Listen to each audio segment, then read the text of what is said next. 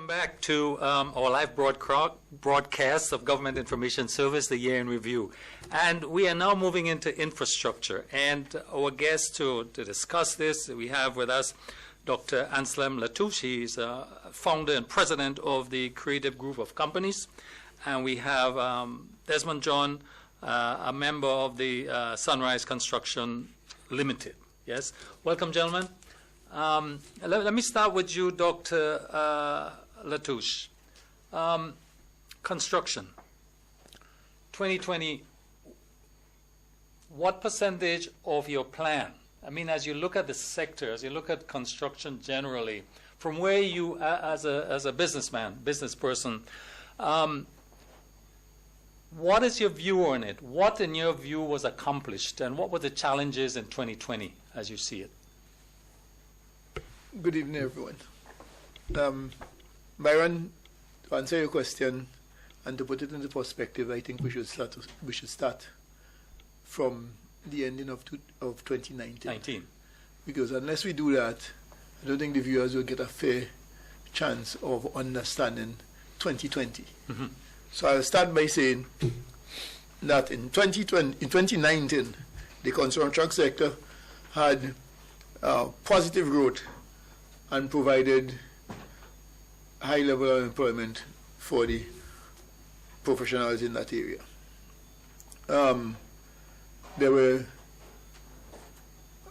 expansion in most of the sectors. We saw the construction sector had with it certainty, there were stability, there were signs of sustainability for the sector, and we saw expansion in various sectors, such as the hospitality sector. We saw they do expansion in the hotel industry. We saw student accommodation expanded and continue to expand. We saw the private houses continue to expand. We saw businesses expanded the physical facility. We saw the CBI started to perform in terms of actual construction taking place on the ground, and the construction of innovative products, like, for example, we see the construction of a distillery for the first time in hundreds of years in Grenada. We also saw the government had other infrastructure things going on, their own projects.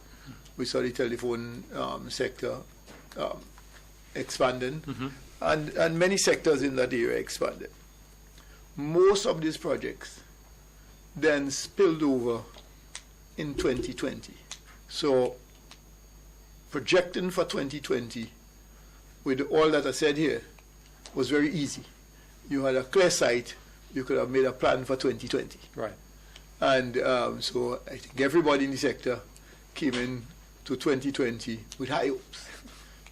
You have jobs continuing, spillover in 2020, and most of these projects I speak about ended up in completion in about by mid-2020. And whatever you had in the pipeline, some of it fell out, some of it continued, and they're still in the pipeline, and they're still going ahead for in 2020.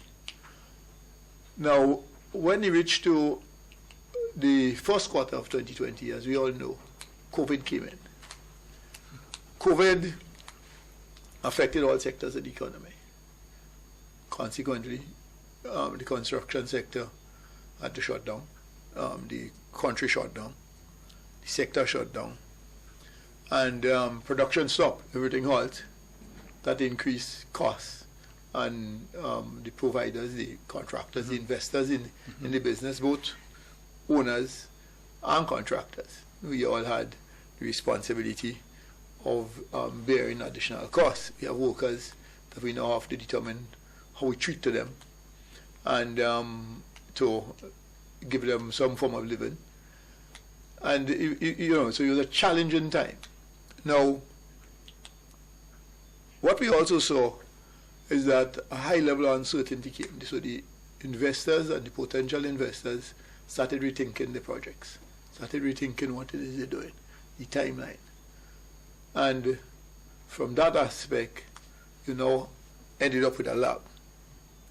Now, for some sectors, as you know, the government were able to give some sort of stimulus. But in our sector, there was no stimulus. But we still had to go into the sector, go into the post-COVID area with now complying with the new regulations, new protocols. That's new expense. What's this additional cost, yes? Yes, new expense, additional cost. I mean, so with those new expenses of additional costs, then he brought with it issues. The issues that he brought with it is then you had drop in production, low production, less people to employ on site because you had no transportation. You had, because of the protocols in the beginning, you have to carry less people on the job site. So your production drop again, your overheads running, and your expense growing. Your production drop, and as a result, the productivity in the sector dropped.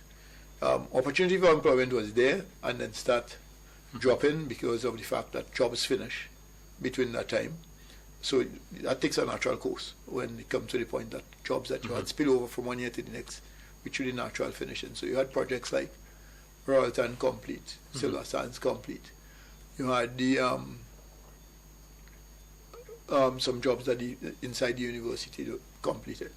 Then you saw the university housing projects halted, that people building for the university.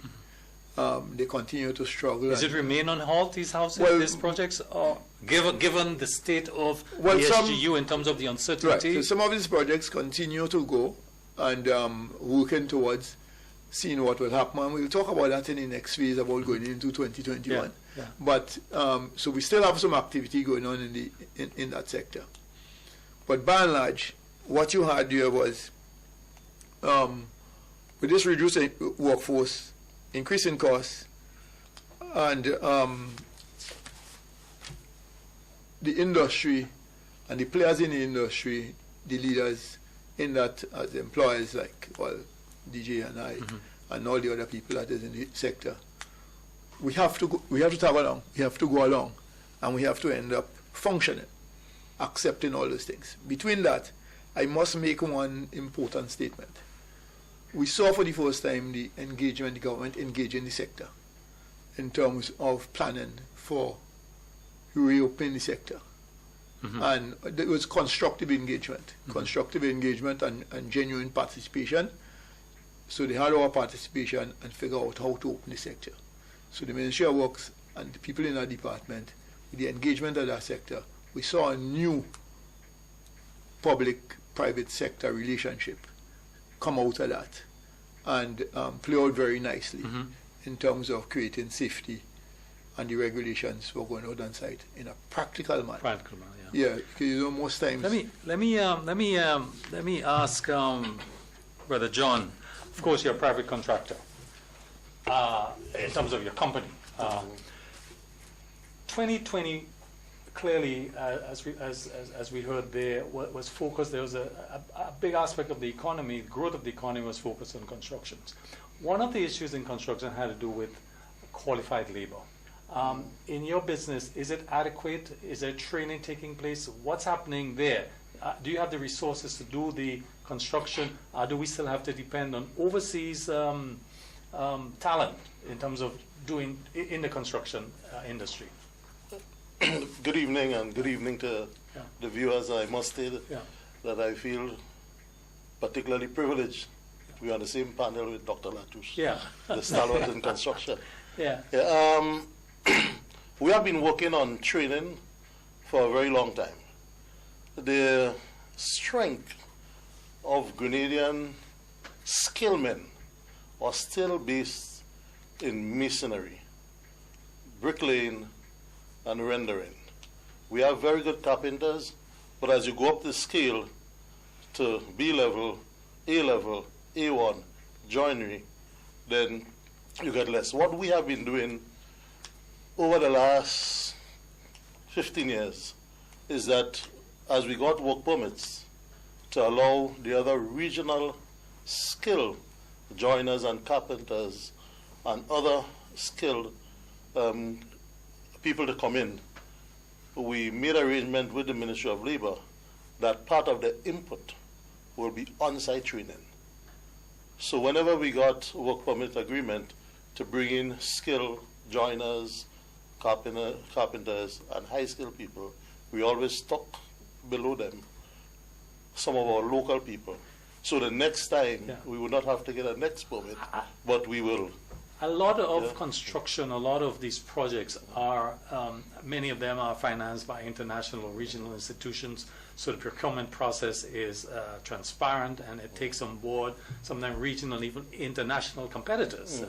Is it a level playing field for local contractors? And Dr. Latouche could also come in on this. Is it a level playing field? Is it a level playing field in this competitive environment, particularly in construction?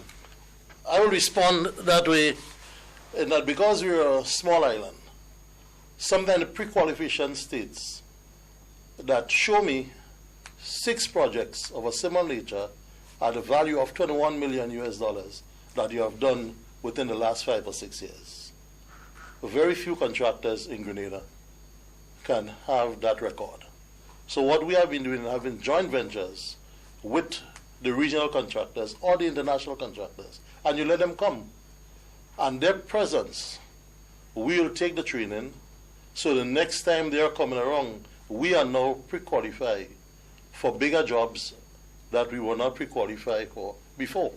But there are some jobs, definitely, even at this stage, that companies like mine, and a lot of companies my size, we need some of the pre-qualification certification as a strategic alliance or joint venture company in order to pre-qualify for projects that are available in Grenada. And look, the government 2021 budget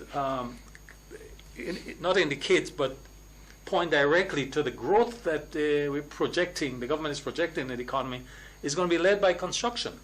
Are you satisfied that the protocol, because understanding that COVID is likely to be with us for quite a few months, that the protocol is adequate, that the skill set is there to drive the economy, and both of you can come in on this, to government and the private sector achieving its objective? Do we have the resources to do this? The project management skills and all of those skills. What I'm seeing from where I'm sitting is that there is room for everybody. Because the government projects, there are quite a few small village projects. There are quite a few projects with drains and roads that the village mason, who is a lead foreman, can handle. There are jobs available at our level, road infrastructure, retaining walls and so on. And there are still jobs for the larger companies like Dr. Latouche company. And I still believe there is space. Your company concluded Lotus Lane, Marasil. Excellent work there. Yes. Thank you. Right. So let me just add.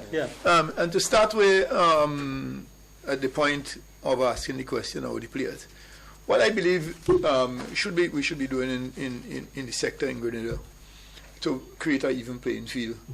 First, we have to recognize the fact that everybody has to grow and will grow over a period of time by coming from one job to the next and a higher job on them and so forth. But I do believe for the opportunities to be evenly placed, what we should be doing is that creating our contractor skills and ability, not in and most times what you hear Desmond speak about is not about your skill to do the job. It's about the pre-qualification, your financial ability, the bonding and security for the projects, and so forth. So, to avoid cross bidding, for example, in our firm, we decide a job must be at a certain level for us to bid for it. So that we wouldn't compete with a guy fighting for a $1 million job or a $2 million job. Because it's pointless. That the $1 million guy, $2 million. So you put yourself in a category. We are saying here we should put everybody in a segment and say this is the value of those contractors in this segment. So we're going to put these jobs out for them for that segment. Then you get the other guy that in the next segment. So when he goes out on a job, he could better perform instead of everybody trying to get from the smallest the middle, and the high jobs. So everybody in the sector could be fully engaged. As relates to contractors coming into our country, my first reaction to that is always, if you're home, you should be better home in terms of competitiveness. But the first thing we should see happening in our country is that when we put in our jobs to tender, we should have a stipulation that let's employ everybody that we have available for us for the task and the skill. And let's compete on the even playing field with the same set of workers, and then we all import the remainder that we need. So I find in some sectors and in some companies and in some contractors that are coming from outside, they bring in all the labor, they bring in everything. It's unfair. I am simply saying is that the economy of Grenada works with Grenadians getting work. So you could be the contractor. I have no problem with any contractor coming in Grenada and compete. What I'm saying is that we must give opportunity to local employ workers. local persons. And let's stay on employment, because I mean one of the construction create jobs, but one of the arguments against it is that it's temporary jobs. Is that true? I mean, are these jobs temporary, or? Well, but if you're skilled, does that mean that you're most likely will be continuously employed? to answer that, I think I could answer that for both the genders. Yeah. Every contractor have their core workers. We make people for ourselves. When you hear DJ say he trains, he will have a core of people. Okay. That is my core of people. In creative designs, for example, we have 250 core people that work for us. Okay. Right? That's our core employment people. And we have projects at times, and we have 1,200 people employed. Okay. It would mean that 950 are temporary workers. Okay. So there are two categories. Right. Yeah. When you start letting go people, Yeah. your core people remain with you. Okay. That is your core of your company. Yeah. So this is basically what it is. So you have, and your core could grow or reduce, depends on the demand you have out there and the sustainability of what it is you're doing. For both of you, what are your concerns as we move to 2021 in terms of the COVID-19 in the international community is still very much growing, clearly. What are your concerns in terms of how this phenomena, this pandemic, is likely to affect the industry in 2021? Even though we have lots of projects, good intentions, what are your concerns? What do you think we have to mitigate against there? Right. So you're quite rightly, and everybody will realize COVID, we are in COVID. Yeah. When we came out from last year to this year, we were not in COVID. Yeah. This time we're starting and we're spilling over with COVID. Yeah. Right? Yeah. So, and then our source markets, full of COVID. The performance of our industry highly dependent on a number of things. COVID from the source market reducing, the way we treat to our borders, whether we keep it open, and not only our borders, all borders in terms of being open, because that will tell you whether you get import of materials to do construction work, whether people could come in, whether investors could travel from point A to point B and make investment from one place to the next. Then you have a big factor, the St. George's University. What is happening there? Would they be back on the ground with all the students? And would that create plenty more opportunities for people wanting to build? The people will continue to have the rent, and that opportunity continue. Then you have the CBI program. Whatever decisions the government take in terms of with what is existing and what is proposed, how they apply that in terms of practice on the ground, in terms of the parity, in terms of getting it into the construction sector, how they apply that. Then you have the financial sector. The financial sector, what do they do? How they treat to this bad period? What money, how they will invest in the period of this, what we call uncertainty? How they treat to the people that would, let's say, now struggling financially, but would do well? How would they sustain them out of that period? And would they give further money to allow the sector to flow? Appreciate that. That's really very important. Mr. John, anything you want to add to that from where you sit as you look forward to 2021? I know you're optimistic, but Yeah. what is in your head? What concerns you have? No, well, optimistic, and then all levels are different. Eh? Yeah. So, so your perspective, exactly, yeah. The stimulant package from the government, that's what my eye will be on. Right, yeah. And then those a lot of these take up a lot of local aggregate, gravel, Yeah. sand from Guyana, Yeah. cement from Trinidad. That's almost already available, Yeah. and it's fast track work. Yes. And then, like I say, the high skill Yeah. is really masonry, bricklaying, Yeah. concrete paving, Yeah. and so. But the point where a lot of things I did today, I got some emails, and shipments are supposed to leave Miami, and so they just advised there'll be 3 and 4 weeks. We have some generators coming from London. They have been delayed because of COVID action there. So we can anticipate, we Slow can down. almost predict Right. some From the delay and international slow down. market. So Yeah. just to put Yeah. the borders in Yeah. perspective Yeah. for you, the borders in perspective is not our borders. Our borders could open, Yeah. but if the borders outside there, Yeah. it's not open. We can't We import have no anything. control of what happens Let me tell outside you, there. our key border for Grenada for import is Jamaica. That's our major Interesting. transshipment hub Transshipment up now. from all over the world. If Jamaica closed and nothing coming to Jamaica or nothing going to Jamaica that could come to here, we have a problem. Trinidad is a second transit hub. In addition to that, we also import a lot from Trinidad for the construction sector. And if that too close. So the point I'm making here Yeah. to you is that if all these things happening, the borders are important. Now, a lot of people see borders just about people, but it's bigger when it comes to transportation of material, things, building finishes. Gentlemen, equipment, I want to everything. thank you both very much. That's all the time we have. Thank you very much. I want to wish you, again, the construction industry and all the workers a very prosperous year. And I want to thank you both for coming on the program, Government Information Service, a year in review. Thank you very much. We'll be right back.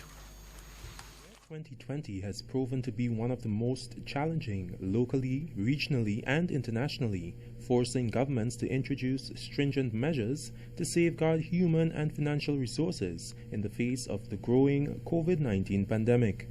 The situation is similar in Grenada, where the Keith Mitchell-led administration has taken a proactive approach to keep COVID-19 at bay. The Ministry of Social Development, Housing and Community Empowerment, under the astute leadership of Honorable Delma Thomas, is one of the ministries within government blazing the trail with regard to serving the Grenadian people. During a one-on-one discussion with the Government Information Service, Minister Thomas touched on some of the major initiatives undertaken by her ministry for 2020. What could be seen as one of the greatest accomplishments of her ministry, the minister expressed gratitude to the People's Republic of China for providing a gift of 647 low-income housing units to the people of Grenada. The units will provide accommodation to vulnerable families. This speaks to a better standard of living for our people, because people are looking for housing. There are people who are renting, who cannot meet their rent, who are on the verge of being thrown out. And so these housing units will be given to our needy and vulnerable families, our public officers, and we are happy that we will be able to deliver this housing. And I am also happy that we were able to make changes, because we knew some of the challenges we had with the first sites. And so in working, we were able to have Ministry of Works, NAWASA, and all those entities involved. The villa in St. Patrick was the first site to be completed, and the remaining 4 sites are expected to follow in the new year. We are hoping by February, March for the latest that we're able to assign and be back here with a handing over ceremony, keys to families, and so the other sites will come after, maybe 1 or 2 months after, because as they complete and once everything is completed, we are already in the process of listing the families who apply and having to do the interviews and all that, so that when you're already completed, when all the units are completed, then we'll be able, in a short order, to deliver it to families who are in need. In March of this year, the Grenada Country Program of the Spotlight Initiative was launched under the auspices of the Ministry of Social Development. Grenada was the first OECS country to sign on to the initiative, which is a global multi-year partnership between the European Union and the United Nations to eliminate all forms of violence against women and girls by 2030. The country will be provided with €2 million over a 2-year period. The Social Development Minister, who is known to be quite passionate about social issues, speaks to the timeliness of the program. The Spotlight Initiative could not have come at a better time. You know, no one was preparing for a pandemic. No one was preparing for all those issues that we now are seeing emerging as a result of the pandemic. Understanding that we had issues before as it relates to gender-based violence and abuse of women and girls. Yes. And therefore, the Spotlight Initiative is a very, very important program which will aid in assisting in eradicating gender-based violence, so a violence against women and girls. We are working through that project in terms of eliminating gender-based violence. And so there will be a number of programs, 4 pillars, we will be working on in terms of legislation, you know, to look at what we have on the books and what is working, what we can improve on, and all the other aspects to eliminate. So there will be a massive education campaign in the media, social media, and all that will aim at eradicating, even providing support. Following the issuing of a state of emergency by government as a result of the COVID-19 pandemic in March this year, the Support for Education, Empowerment and Development, or SEED program, introduced a community payment initiative, which still continues in December. This was a measure taken to mitigate the possible effects of the virus on vulnerable families. We always have to remember to commend our staff, not only because a lot of times when you highlight in the media, you highlight when something is wrong, but we need to highlight the positive by our officers, and I'll always be their biggest champion to say that they are hardworking and dedicated bunch, and the SEED unit is no exception in terms of providing services. They had to work overtime during the pandemic period, and when we realized that we had lockdown and all of that, we had to come up with a plan as a ministry to ensure that these needy families who need support from government get it through the SEED program. And so we had to go at the level of the community to pay our beneficiaries. And so even now we are continuing to pay at the level of the community, and as you said, it was high risk for our SEED workers and our officers. The minister applauded all her staff and other stakeholders for contributing to the community payments. After 2 months of assuming the role of minister in the Ministry of Health with responsibility for hospital and community health services, Minister Thomas has already hit the ground running, pioneering many activities aimed at improving health facilities in the country. She says healthcare is a priority and must be seen as such. Health is not something to play with. It can't wait. A road may be able to wait. Some repair in your house will be able to wait. When you have a health crisis, you cannot wait, and therefore there must be a level of urgency and care and love, because you're talking about dealing with people directly. Even in the face of a pandemic, the minister noted that quite a lot was accomplished, and all things being equal in 2021, she is hopeful that much more can be done.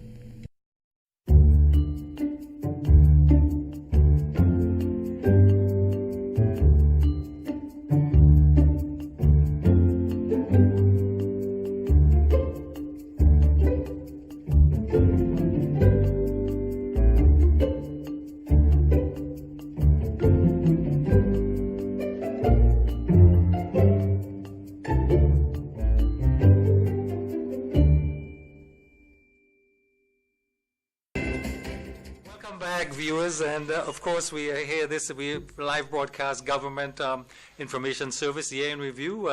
We have reports and live interviews, and we want to move into the tourism sector. And with us we have a Arlene Friday. She's the president, and she's here via Zoom of the GHTA, the Grenada Hotel and Tourism Association.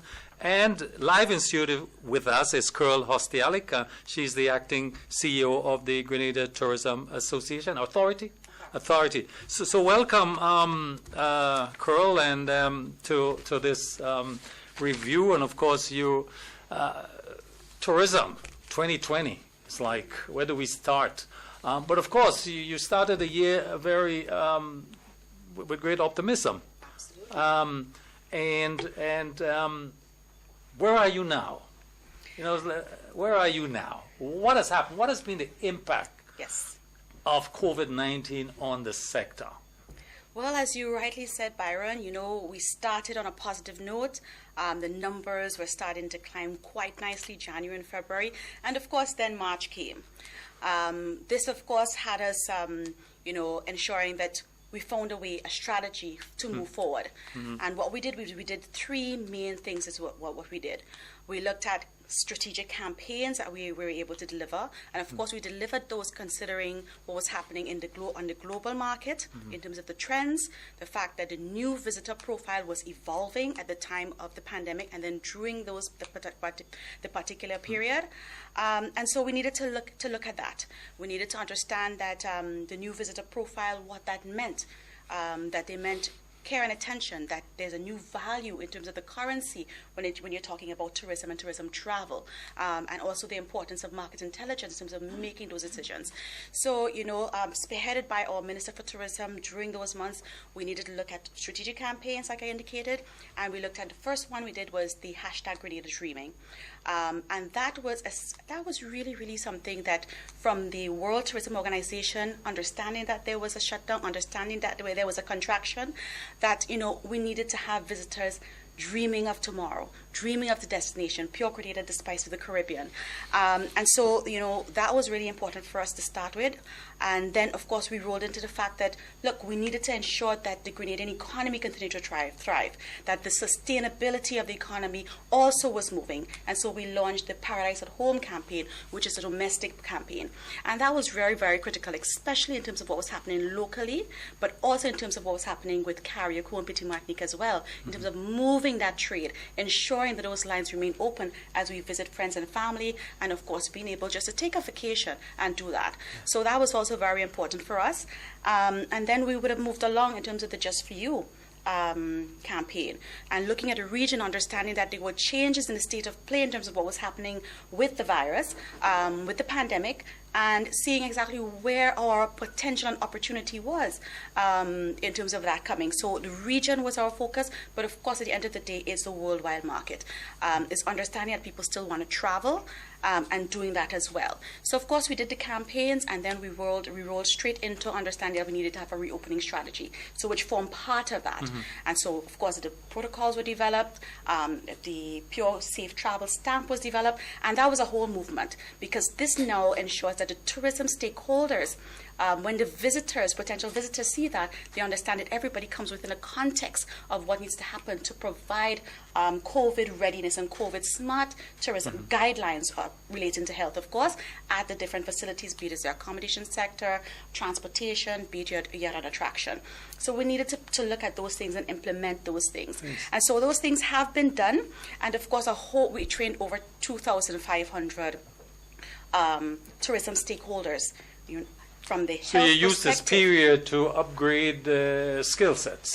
That's right. It was not only skill sets, but understanding the dynamics of what was happening with health, and how tourism needed to transform and evolve to ensure that we continue to thrive as we reopen the sector. So we had to look at it from a strategic point of view. From that, we also needed to look at it from a marketing perspective in terms of the campaigns and how we drive motivation to the destination. But of course, understanding the trends and what people wanted, right? And finally, one of the other things that we made sure that we wanted to do was the local economy, the community, the people at large. We needed to ensure that tourism education and awareness was also there. And so, in terms of our new episodes that we have just before the news, giving you the latest, what is happening. We feel it's very important for people to understand all of the hard work that so many people are doing on a day-to-day basis to make tourism work for so many. Okay, thanks. And of course, we have Ms. Arlene Friday, President, GHTA, on the line. Ms. Friday, are you there? Yes, I am here. Well, I'm actually the CEO good. of the Grenada The Hotel CEO, and Tourism okay, right, the CEO. Association, but it's lovely to be here tonight. Thank you very much for being there. Let me, I mean, this is an absolute disaster. I mean, what has been the impact on your industry with COVID-19 in the current year?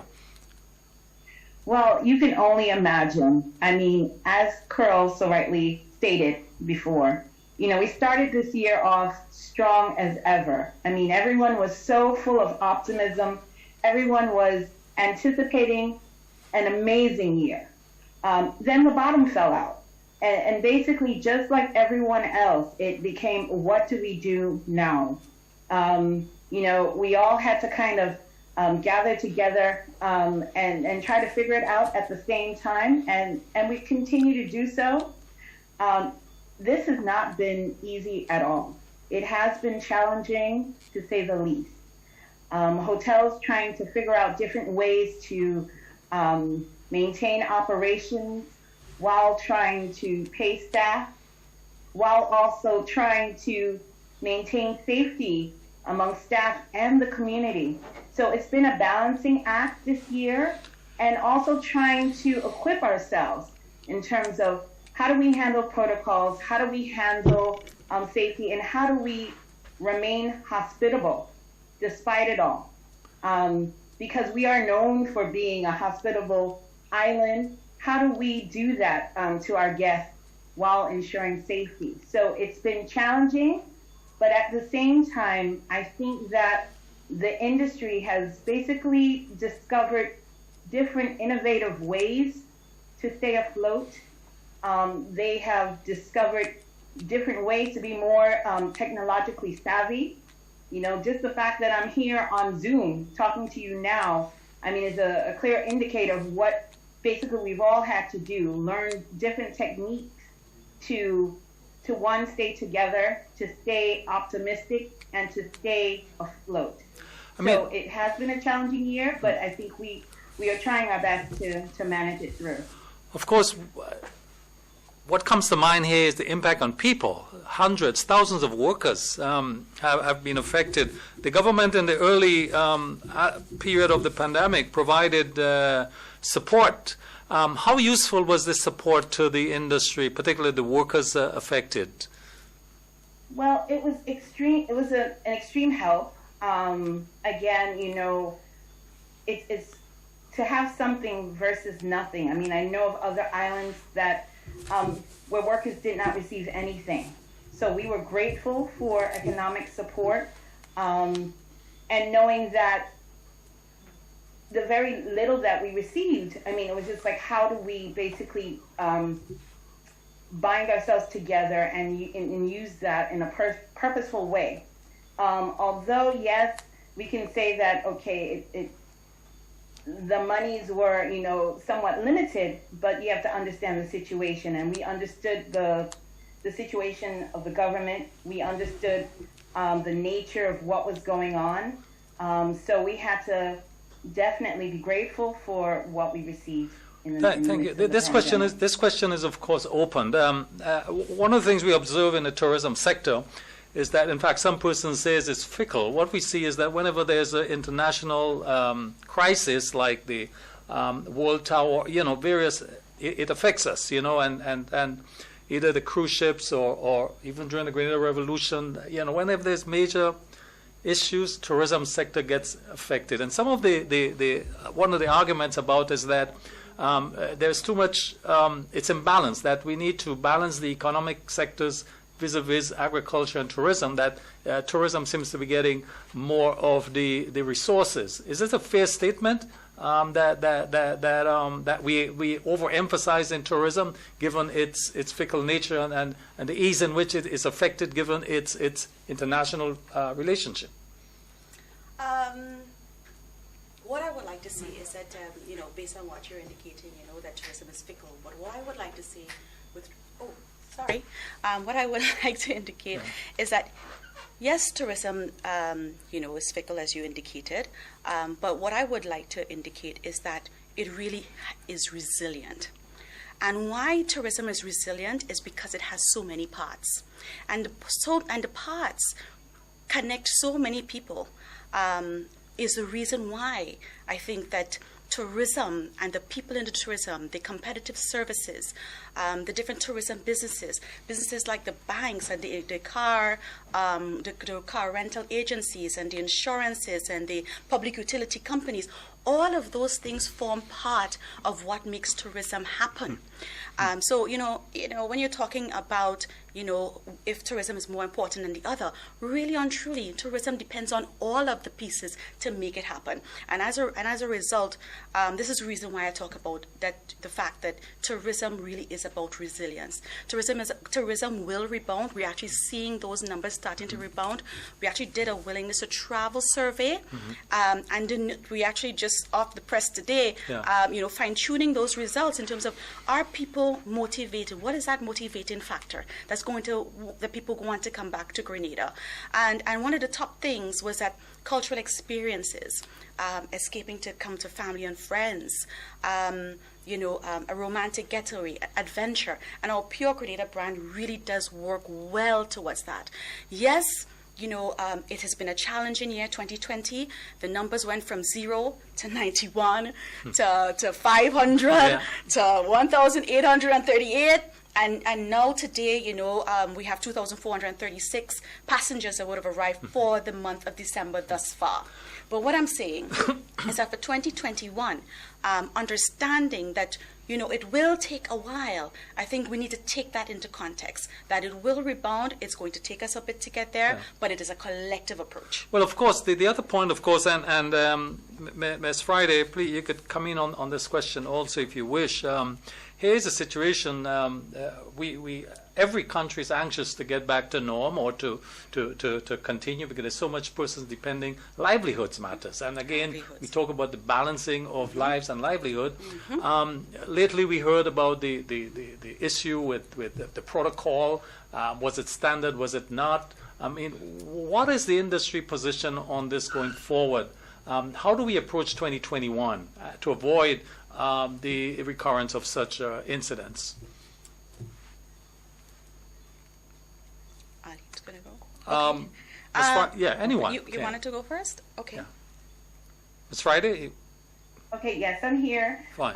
Yes, I think Carl said it. I mean, I think we are resilient. And with that resilience becomes, the fact that we consistently are relearning, consistently retraining, consistently reviewing our protocols and our approach. I think there were many lessons learned, even in this current situation, and basically being able to tighten any kind of loopholes that might have existed. I think what is really important to note that, the workers that are in our hotels, they are frontline workers, so they're in the heat of it all, right? So many hotel owners had to become not just, again, like I said, it's not just a business of hospitality, but it's become security. It's become almost like knowing how to attend to people in a safe way while keeping yourself safe and while keeping the community safe. So that, I believe, is the way forward in terms of 2021, in terms of constantly looking at trends, looking at the science, looking at our protocols, reviewing them, and retraining our staff so that we can be even more equipped and prepared in 2021. Yeah. And just to add to what Arlene is saying, you really can't, put one over the other when it comes to lives and livelihoods. And from a tourism perspective, if it means there's no life in Grenada, then there's no tourism experiences. And of course, when it comes to now the economic aspect of tourism, in terms of livelihoods, then that of course trickles down to community. And so whatever, when we talk about our strategic direction, we of course have to take all of those segments, all of those parts together to make things work. And then when we're talking about, the entry requirements, our visitors, or that evolving visitor right now, expects us to adhere to the protocols because they want to be safe. Right now, tourism is about two things: safety and health. Because no one wants to travel unless they know that when they get there, they have a wonderful experience, it's memorable, and when they leave us, they can go back and, say about this great experience that they had in Grenada, Carriacou, and Petit Martinique, and of course, maybe come as a repeat visitor. But these are the things that we really do need to put in context. A major part of your work, of course, has to do with marketing, yeah? What strategic changes can we expect in your marketing going forward in 2021? In the present context, of course. Yeah. Of course. In the present context of what is happening, we are definitely going to be focusing a lot more on market intelligence, understanding what is happening on the global market, understanding how airlift affects that, understanding that the virtual, digital is where we need to go. So those digital solutions, we need to be able to look at those things. We want to ensure that we are on every platform out there, understanding that, one, there's going to be plenty noise in the marketplace, and understanding, two, there's very many voices in the marketplace as well. So we are coming out with a very strategic focus in terms of the different campaigns that we're going to be launching, one of them being the Grenada Rocks campaign. But we are going to be more strategic in terms of what needs to happen, in terms of looking at the trends, in terms of understanding the visitor profile, working very, very closely with our source markets as well to make that happen. What's the state, and of course this question is open to the GHTA also. What's the state of the product in terms of has it been is it being enhanced? What's the state of the product? We talk about the product, facilities, the sites that we have. What resources have been directed to it? What improvements are there in 2021 as we look forward, even within your 2021 budget, or where are the resources? What are the state of the products? Well, as you know, our product is a wide variety of things. Be it as a natural, the natural build heritage. Of course, we're talking about things that are on the ground with community, the festivals. So there's a lot of things that make the product. In a lot of instances, the product is ready. But of course, we have to understand that a lot of the product now need to meet the COVID-19 rules and guidelines. And the majority of the frequented places and attractions have met those particular requirements, right? We understand that going forward, we need to be strategic in terms of funding and in terms of what we want to be able to enhance. Also understanding that when we look at rebounding and what needs to be done from the marketplace perspective, we need to have those ducks in a row as well. Because, of course, what's new in the destination? What are we doing that's new? And if, for example, with the World Bank project that we have with Fort George, the Sustainable Development Plan that we intend to execute, all of those things will look at the product in context and how we roll that out. We even have a product direction paper that focuses on what areas of the product that we need to focus on in terms of health and wellness, adventure, community, those sort of things in terms of where our focus needs to be on for 2020. I want to thank Carl, both you and Arlene, for the time, for being on the program, looking at the year in review, and also prospecting, looking at 2021. Thank you very much. I want to wish you all the best for the new year, you, your staff, and the industry. Thank you very much. Thank you very much. Viewers, please stay with us. We'll be right back.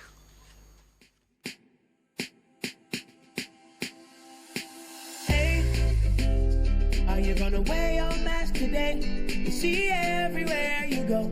There are rules you got to follow, so don't you say COVID-19 will delay. Take the opportunity to save your community. Don't be that guy, put a mask on your face if you're heading outside. It's your life, my life, more lives will be taken if we don't try. If you feel any symptoms, call the hotline. Stay inside until you feel fine. 6 feet away every day. Keep COVID-19 far from away. Keep Grenada safe. Be COVID-19 smart.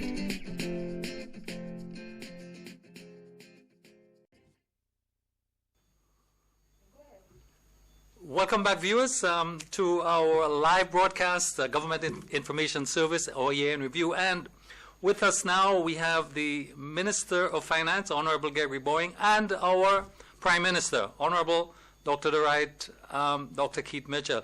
Good afternoon, Prime Minister. Good evening, Prime Minister. Minister Bowen is here anyway. Minister Bowen, you were recently, towards I think the third quarter, handed over the Ministry of Finance. Major responsibility, you indicated clearly you were up to it, but looking at 2020 in review, what do you see, what were the challenges for you? Of course, COVID-19 stands up above everything else, but what was the fundamental challenges you saw there as you reflect on 2020? Well, thank you, and pleasant evening to the listening and viewing public. With respect to challenges, I think we should go back, just a bit as we close to the beginning of the year. We were looking at implementation. At that point, I was in the Ministry of Infrastructure and Implementation, and we made the promise, the promise that we will tackle implementation. So from the beginning, in fact, just before the onset of COVID, we were at the Trade Center, where we used the whole of government approach, and we brought all the ministries together. Thereafter, I think COVID came, and that in itself was a major challenge. Having to really work with institutions like the IMF and the World Bank to get a rapid credit facility. And I've worked with them quite a bit, but I noted that the emphasis, I think, changed at that point in time. Getting back the construction sector on stream, as again, extremely important. Mm-hmm. So implementation, construction, I'm talking about before the Ministry of Finance now, because I'm only there for a very short while. So these were the challenges at the point in time. I remember in the night, having to go to the meetings on health as part of the committee, but more concentrating on working with the Ministry of Finance, even though I was not at the ministry at that time, in securing the rapid credit facility from the IMF. And our constituency, I can't leave out the constituents. That was a challenge because under lockdown, they needed to get food, they needed to get other things. We had to ensure that if there's a water shortage that they got. So collectively, I would think these are the three main challenges that I faced at the point in time. Initially, we were having some technical issues. Dr. Mitchell is on. Good evening, Prime Minister. Good evening, Baron. Good evening to your listeners. Of course, I'm listening to you. Thank you very much for being here. And look, leadership is going to be judged in the year 2020 around the world on management of COVID-19. Honorable Prime Minister, when you look at 2020 and how we managed the pandemic, what is your view on it? What you saw as the challenges, and how do you rate Grenada in terms of under your leadership for this critical pandemic? Well, I would talk about Grenada. It is up to the people to rate my leadership. I think, of course, I believe that we were clearly understanding the seriousness of the problem early when it was announced that we had a pandemic. And I remember going to Guyana during the problems of the uncertainty after the general elections, problems between the political parties. And 5 of us Caribbean leaders went down to Guyana. And I remember my colleagues were hugging and shaking each other's hands, and I had to speak to them about if they're not aware of the seriousness of the problem. I don't think it caught on yet, even at the leadership level of the region. By the time we were leaving Guyana, I believe that most of the leaders got to understand the problems. So I recall members joking around. He'd say we must not hug and shake hands. Start to clearly understand the problem that we face. So I think we grasped the problem very early, and that we took some major decisions, which of course helped to contain that pandemic in the Grenada context. So I think it was noted that outside of the recent spike, Grenada has been given a lot of credit managing the pandemic in a very serious way, so that we were clearly number 2 in terms of the level of infection, in terms of the small numbers, until recently when the spike occurred that we now are dealing with. So I think generally I would say that we have done well, because we placed the interest of the health of the people of the country at the highest possible level. And I think that helped us. But clearly it affected many other things, as it would be clearly understood. The economy of the country suffered, our revenue base was affected seriously so, and of course we were doing well in reducing unemployment. That of course became a serious issue. I'm talking about the problems that emanated from the virus now, because we lost a significant sector of the hotel, the tourism product, and therefore I would say thousands of jobs were in fact temporarily lost during that time. And the physical closure of the St. George's University, which we all know had enormous impact on the economy of the country, certainly was another major problem that the country had to face. So I think, but as a country, I think generally speaking, outside of those problems and the social and other problems that we have, I think we could say that we have done well. It is a tough year, very tough year for everybody. I don't think one could say that this pandemic has not affected any sector. The business sector has suffered. I see the pain and the problems out there with the restaurant owners who were, many of them are local Grenadians who invest almost every penny of their family earnings into their activity, and they are going through a torrid time. The small hotels and other hotels in the country clearly are having tremendous problems. Many Grenadians invested in an apartment complex with the students at St. George's University and a lot of businesses here. And the rentals, most people left the country. So it really put a lot of a big dent on the economic prospects of the country and affected individuals in a very serious way. On the grassroots level, affected employment opportunities. People had to change their lifestyle in every respect. I see the pain up there for the young people when we had to lock down. I saw the problems that they were experiencing, and while some, we might say, some did not listen to some of the advice, I think it was quite a ask of many of the persons that we were asking to stay inside. No one had to ever do that in their entire life. So it was a very difficult period for all the people in our country. And you can see it from outside. The problems in bigger countries where there almost total lockdown, even at Christmas time, you see lockdown in many major European cities in North America, where places like California, one of the biggest states, California, almost number 5 in terms of, if it was a country, in terms of economic activity around in the world. So when you see a place like that being locked down with little or no economic activity, it tells you the major problem that people are facing in a general sense. So I think by and large, I think we can say it was a tough year, tough year. But I think we have in fact traversed it reasonably well, relatively speaking, I mean.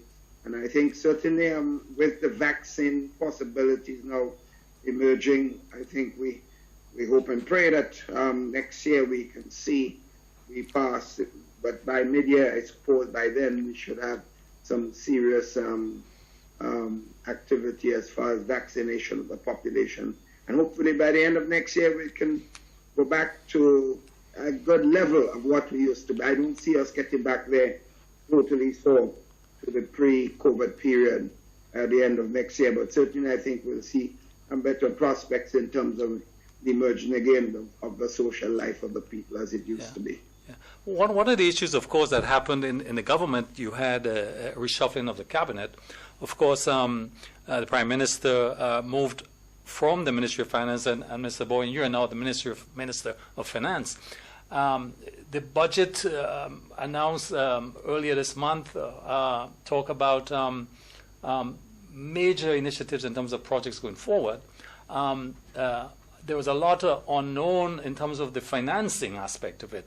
How optimistic you are in terms of being able to implement all the projects that you have slated in the 2021 budget? We referring here now, I believe, to the public sector investment. Public sector investment. Yes. Well, we are very optimistic because we looked at the financing possibilities, and a lot of it will come from not so much the direct tax revenues, but outside it from the National Transformation Fund. And to date, that program is going quite well, and we believe that even if there is a shortfall, it should not be significant, and we are therefore putting the necessary effort into collecting and moving along the CBI NTF program. Internally, we recognize and we budgeted accordingly from the IRD, Inland Revenue Department, and the customs and so forth. We recognize that we have to remain low with this because of the economic activities within the country. We expected it to pick up. Last year, or this year, we're going to be ending up something like 130, 140 million shortfall, whereas high up in the air it was predicted at 180. So we reduced our expectation with respect to internal revenue generation, and we will go out there. As a matter of fact, I will be meeting with both the IRD and the Inland Revenue Department to ensure that we maximize our collections. And we know that this is not a time when you should press and squeeze persons. So we're spreading the trade and trying to get, a little from everybody and more from those who can afford it.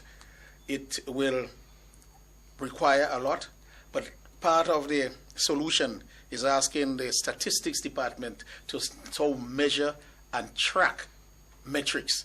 In other words, we must know how many people in this band that we must go to and how many people in the higher band, and so predict every month rather than every quarter within the Inland Revenue and the other departments. And we must look at divisions within the government that can generate revenue and ask them to do so. So the Ministry of Finance will have its tentacles throughout the government resources. If we pick up $2 million here, $2 million there, where we used to pick up 1 quarter, not directly in finance, in agriculture, in tourism, there are other areas that we can pick up, and every cent counts at this particular point. Minister Bowen and the Prime Minister, what is very current over the Christmas period? WRB put out a press release, and social media was a buzz. Why is the government not saying anything? Of course, the government came out with a release today, I believe, to clarify the issue. But why was a delay? Why did the nation had to hear from WRB first before the government of Grenada with a very clear statement on this?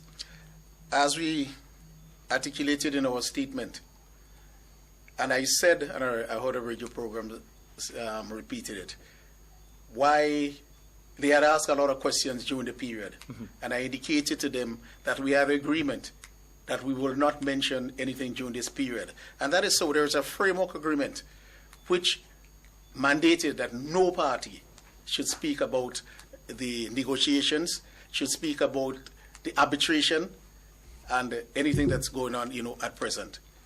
And there's wisdom behind that, because I think if we had a lot of blaring here and there, I don't think we'd have reached a settlement, given the nature of what had been happening before. But WRB went out and made certain statements before, even while we were still one. In fact, it's today that the contract, the settlement period ended. We had up to today to do many things. And again, as we indicated, up to yesterday, we did not receive from WRB some major documents. And these documents give warranties to the government of Grenada that holding the shares would not put us into difficulties. For example, we only found out that some of the shares there were liens on them. Okay? So we required and stuck to the warranty that the shares that will come to the government and people of Grenada, they must have no hindrances, no encumbrance. If they do, then that's your responsibility. And these documents signed by WRB only came into our hands yesterday. And the most important point, though, is that agreement and arrangement, a contractual arrangement that we had, that none of us should speak. We went on, tried to get a joint statement, but obviously the statements were too far apart. WRB did not want some of the things. They would not sign to this. And they just said, well, we will withdraw and we'll make our own statement. In your capacity as Minister of Finance, do you wish to elaborate on the financing aspect of the shares?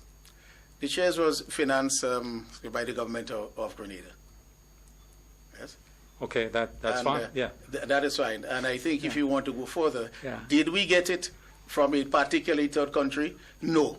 We didn't get it from any country. We have now the bridging finance that we said we have to replace it and bring back up, our reserves. But that came from the government's sources, financial sources. Prime Minister, you have expanded on the status of the youth and over the years, and it's not surprising that you have retained, as a senior minister, of course, the responsibility for youth in the country.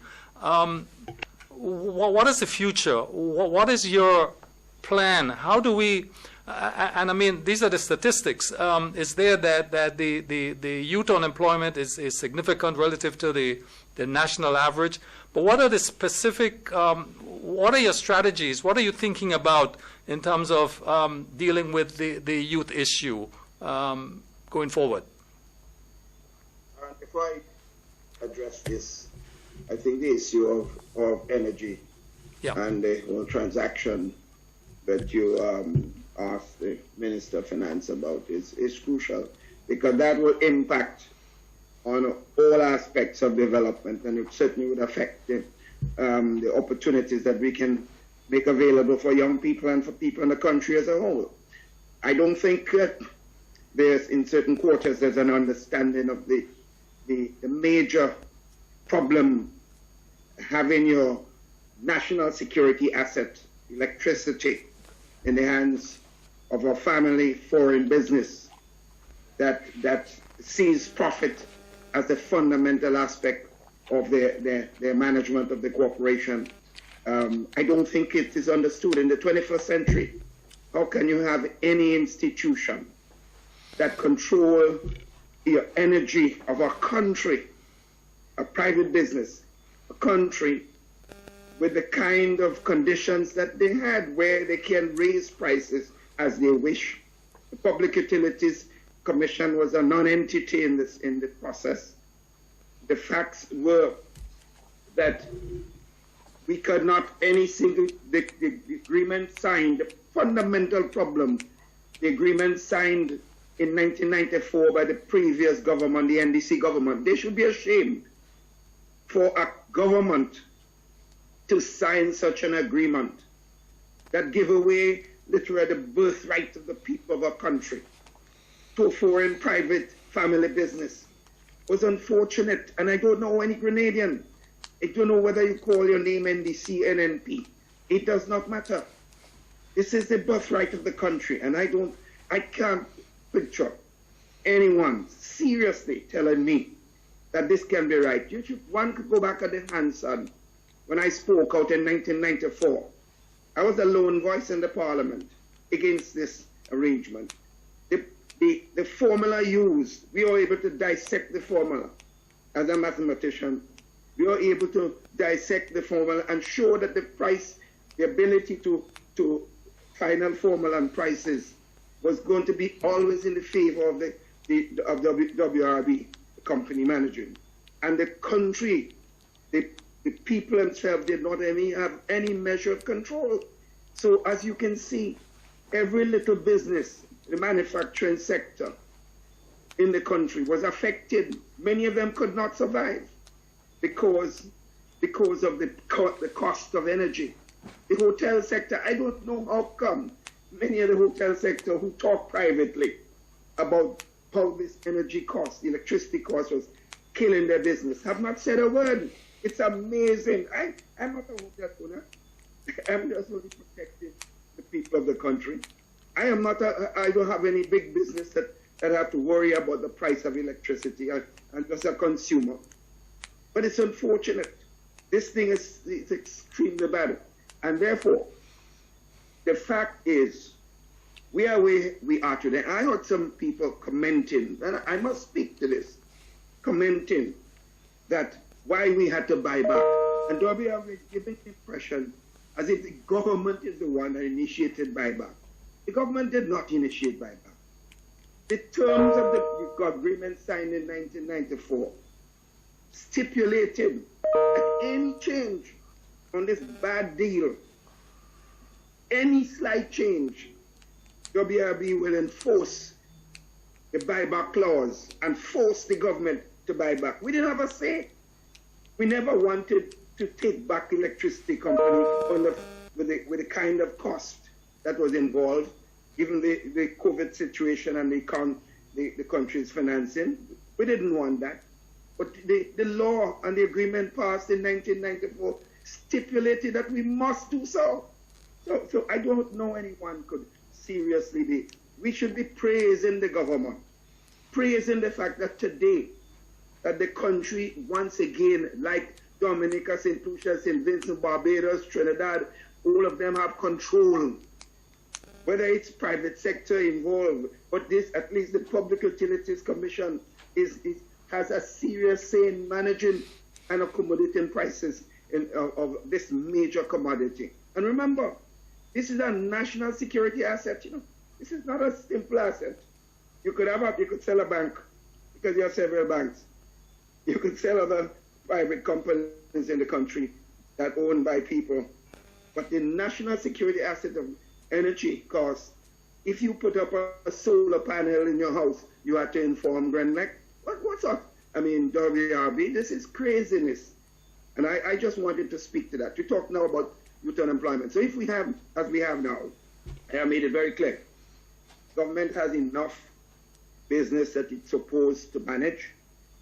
We are supposed to have provide the best healthcare system. We are supposed to provide the best educational system. We have a number of things there that government must be involved. And no government has done such an excellent job to say that it has no problem in those areas. So government, in my view, should not attempt to run a serious operation as Grenada. So the shares that government have, we are going to be moving to make shares available to the public in Grenada, so that the Grenadian people and friends of Grenadians who are interested in the best services of electricity in the country and to have cheaper form of electricity, because we can get to alternative energy now, which we couldn't do before, and all forms of support in that area, we will now be able to make it more available for the consumer, for the hotel sector, for the businesses in general. So it's a win-win. And I'm prepared to debate anyone that comes to talk about this Grenada situation, because I have the history that many of them I see talking today, they do not have. The 1994 arrangement was a terrible deal, and I'm happy that I'm in government still when this thing is no longer the case, and that we can move now to do something about our electricity and to liberalize the electricity services and to have alternative energy to make a serious improvement in the lives of the people. In the case of the young people, I've already indicated, with the thousands of Imani out there, we are going to be providing opportunities in several areas, opportunities for young people, because we believe that there are several of our young people have skills, and we believe that if we empower them and give them the tools necessary, whether it's in establishing themselves in agriculture, in tourism, whether it's in setting up their own small business, whether it's a tailor shop or a hairdressing salon, whatever it is, we believe that the small business sector can play a major role. I don't believe that we should be looking at making more and more jobs inside the public sector. I believe that we should create opportunities where young people can create their own jobs, and I see a lot of them doing this already. So I'm excited going forward. And the Ministry of Youth is now collecting the data of all the young persons that are available and interested and what they're interested in. And we are going to be dissecting this and providing the opportunities, providing the support necessary, training and other forms of development. In some cases, some of them will be given the opportunity to advance education. So I'm excited of the prospects for 2021 as far as our young people are concerned. Thank you very much, Prime Minister. Minister Boeing, Minister of Finance, one of the projects that started in 2021 is the International Airport Project. And there were particular social media and other public media comments about the two things, the nature of the financing and the timing of it, pointing out that this is not the time to go forward with such a significant project. Is it a priority? What is your response to this question?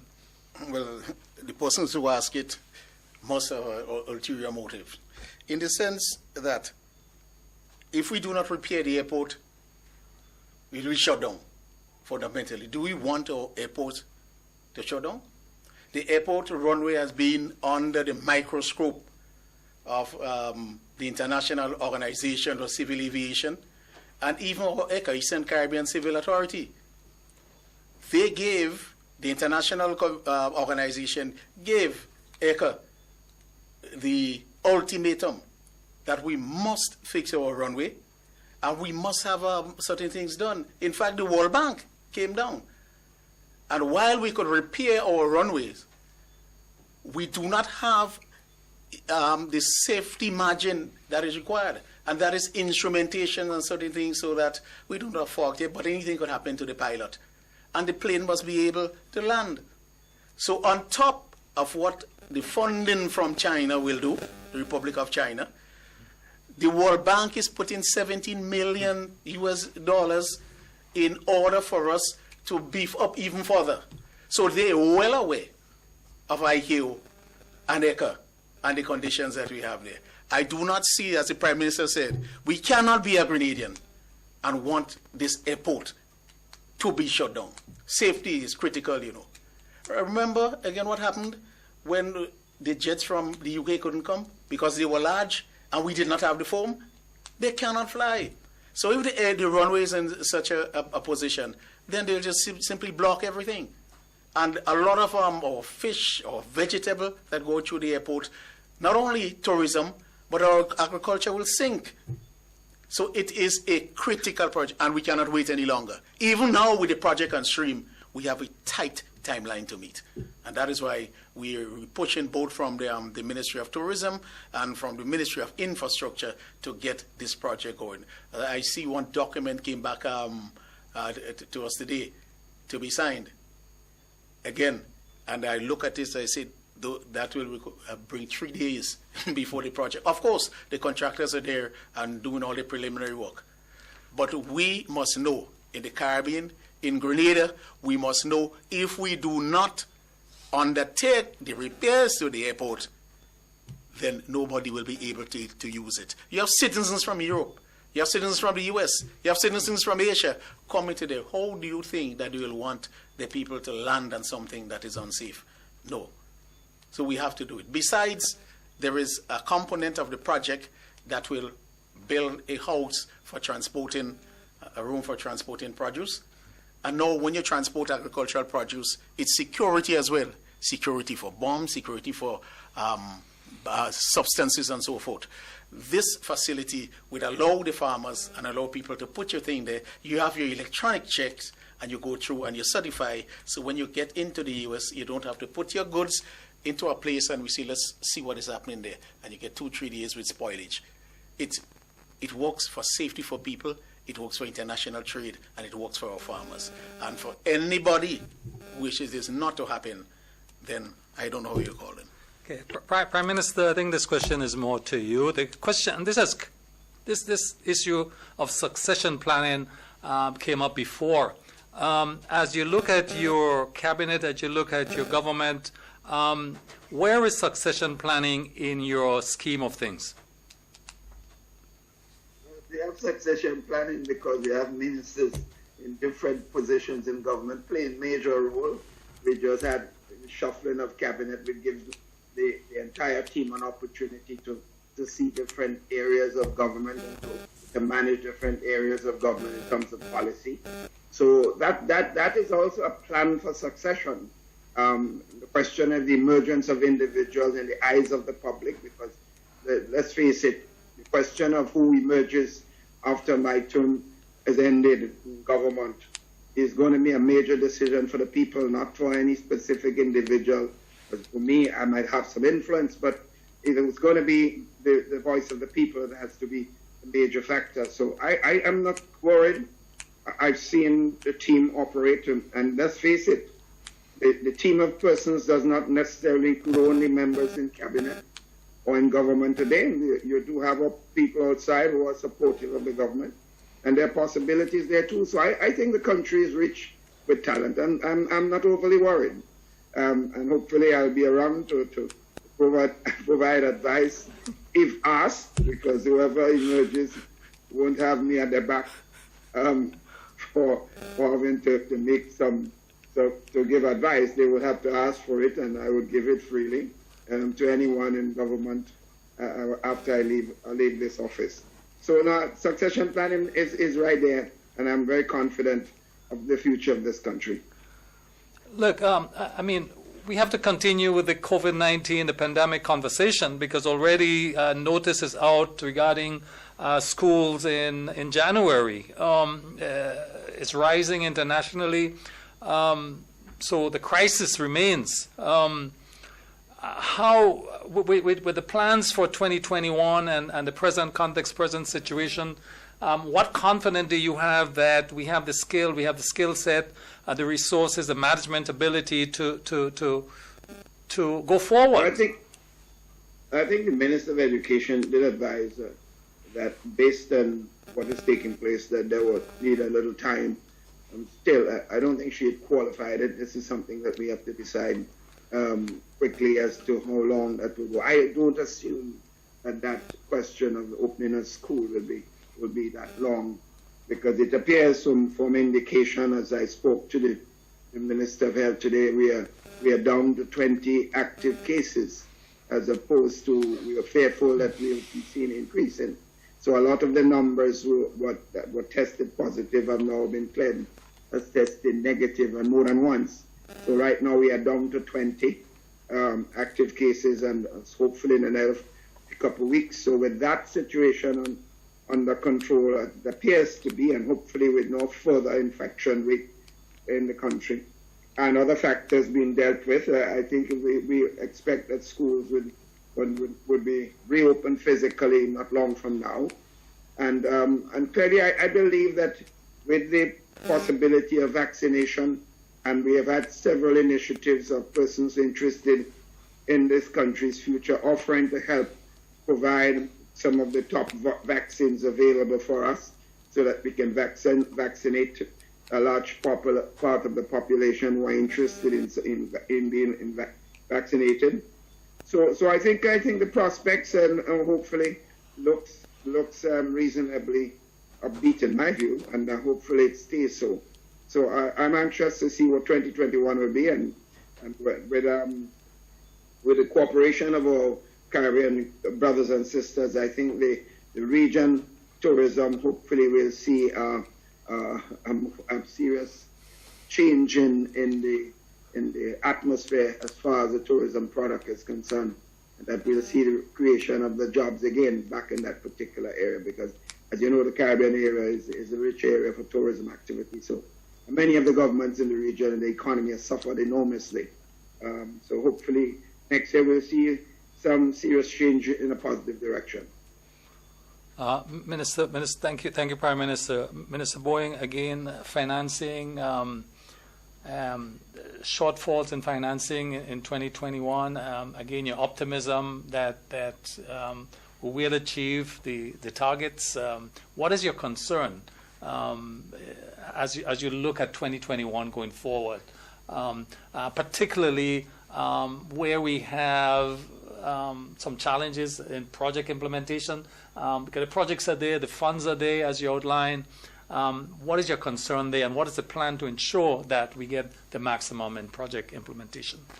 My biggest concern there is personnel, and not only our local personnel. Yeah. We're working on that. But getting persons like consultants to come in, they can't on many occasions because of the COVID. And having to come in and go into quarantine for 14 days, some of the professional persons do not like this. So they're depending a lot on our people in Grenada. So the small contractors that we have, Barry's and the others, they're stretched now because they're working for one external company and for another external company. And when you ask them to do something locally, because we can't bring the persons in, even on the Western Main Road, there's a company out there from it's just some Latin America side there, but they can't come. They're working with Barry. Similarly, we do have about 10 persons financed $200,000 now financed by Canada through the World Bank. And what do they have to do? They must stay up there and work with people here. These are the people that we wanted to be on site and to help us. So that's why we planned, I tell you, we looked at implementation, and that is our biggest challenge now. They should be learning, our local people should be learning from these professionals. Sure, you can do things by distances, but when you have technical something in the lab, it is always more difficult to do that. You want some posse to come on the road, measure it, take a sample of the soil, do a test, and so forth. That's my biggest concern now, and it affects implementation directly. I know Minister Cox is really concerned when I speak to him. Yes, because we had all the plans in, and how do you get material from one place to the next? Again, a lot of delays. And one thing we must look at, as nice as a consultant is, as nice as a contractor is, you look at the contract. And now we have to revise a lot of the contract because they make you pay for delays. Even the one you thought would never have done so. So I've worked with Minister Cox, and we are blocking a lot of the loopholes in this. So it calls for a review. It calls for a review. But as you say, the most important question is the personnel. They cannot be on site.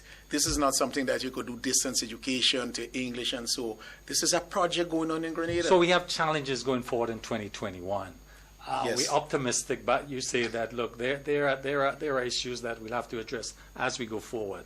We are optimistic because the important thing is to know the problem and to address them. Prime Minister, of course, we ending 2020 in a pandemic, in a partial curfew, no earliest night celebrations unless you do it domestically at home with your partner or not even your neighbor. Not a good thing. But what do you have to say to the nation at this time as we go into the old year, go into the new year, entering a new year with so much uncertainties? You have to say, Prime Minister. What I can say, look, everyone is aware, should be aware at least, as the international problem, and this is not just a problem affecting Grenada, almost every country. And the advice is very clear that we have to be in our bubble at this time to avoid any serious infection problem as far as the pandemic is concerned. And it's a sacrifice that every one of us has to make. It is good to make it now for 1 year, one holiday period, so we enjoy a lot of holiday periods coming up. I think that's the message that should be given to every single person. If we don't do it, and then we get sick, and then sickness we might lead to a lot of permanent damage or even death, then we lose the ability to celebrate any other serious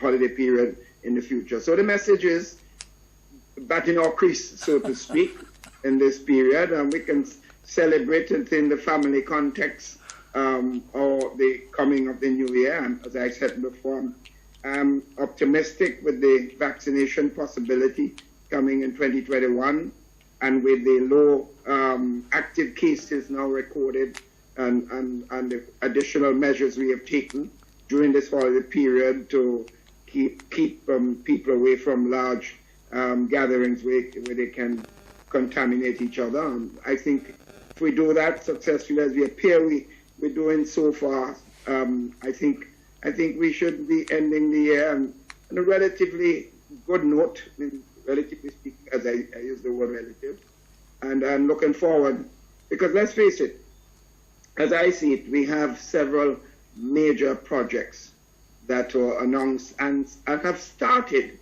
That Manhattan project will bring tremendous benefits in the construction with jobs creation and opportunities for training for young people, for the hotel sector and other opportunities. There'll be hundreds of jobs available. The project in Liverpool is a major undertaking again. We've never seen projects of this nature in the past. The project had range in St. David's with the possibility of two major hotel projects at that site, and with the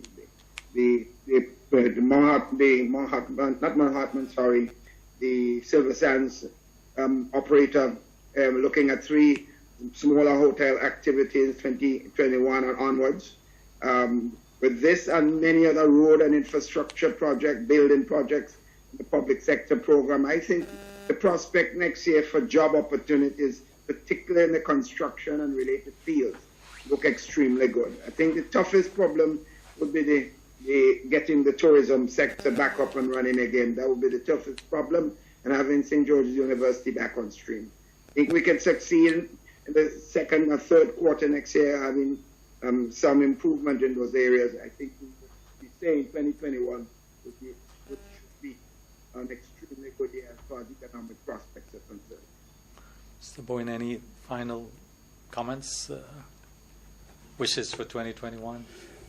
Yes, first and foremost, I think the Prime Minister gave us good hope with the 20, and it's going down. Yeah. But to tell our people that we have to comply in order to ensure that we have a livelihood. Because if COVID locks us down again, all the plans that we have, will go to naught. It's only when we come out of it we'll start. That will kill the economy. That will make revenues even more difficult to collect. So we are in a situation. We saw how we fared earlier. Yeah. We're asking everybody, employers, but even if the employers go offside, go haywire, and we wear the mask and do the distancing, we will come out of it. So I'm just asking our Grenadians as a whole, particularly, our young people, and so to really take this very seriously. This is what's going to help us realize all our plans for 2021. Honorable Prime Minister, Honorable Minister Boying, thank you very much for appearing on the program. It was a lot to consider there. We want to wish you all both a happy New Year, a healthy New Year. Stay safe. Thank you very much. Have a good evening. Thank you. Thank you. And you stay safe, and I tell the entire population to stay safe and protect themselves. Thank you. Thank you very much. We now will discuss agriculture. We'll have a representative from the farmer and a representative from the marketing board as the final guests. So please stay with us. We'll be right back. COVID-19 spreads from person to person through the droplets that are produced when someone coughs or sneezes, which makes it easy to spread between people in close contact. Now let's get prepared to stay healthy. To reduce your chance of catching or spreading COVID-19, practice these simple everyday preventative measures. Droplets can also land on surfaces, so ensure that you wash your hands frequently for a minimum of 20 seconds or sing the happy birthday song twice. Avoid touching your face, especially your eyes, nose, and mouth. If soap and water are not readily available, use an alcohol-based hand sanitizer with an alcohol content between 60 and 90%. 70% is ideal. When you cough or sneeze, cover your nose and mouth with a flexed elbow or a tissue. Dispose of the tissue immediately and then wash your hands. If you notice someone has a fever and cough or other symptoms of respiratory illness, avoid close contact when possible. Let's all do our part to ensure that each and every Grenadian remains healthy. Our health is our collective responsibility.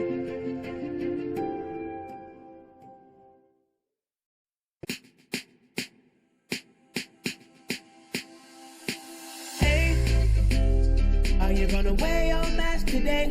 You see everywhere you go, there are rules you got to follow, so don't you say COVID-19 will delay. Take the opportunity to save your community. Don't be that guy, put a mask on your face if you're heading outside. It's your life, my life, more lives will be taken if we don't try. If you feel any symptoms, call the hotline. Stay inside until you feel fine. 6 feet away every day. Keep COVID-19 far from away. Keep Grenada safe. Be COVID-19 smart.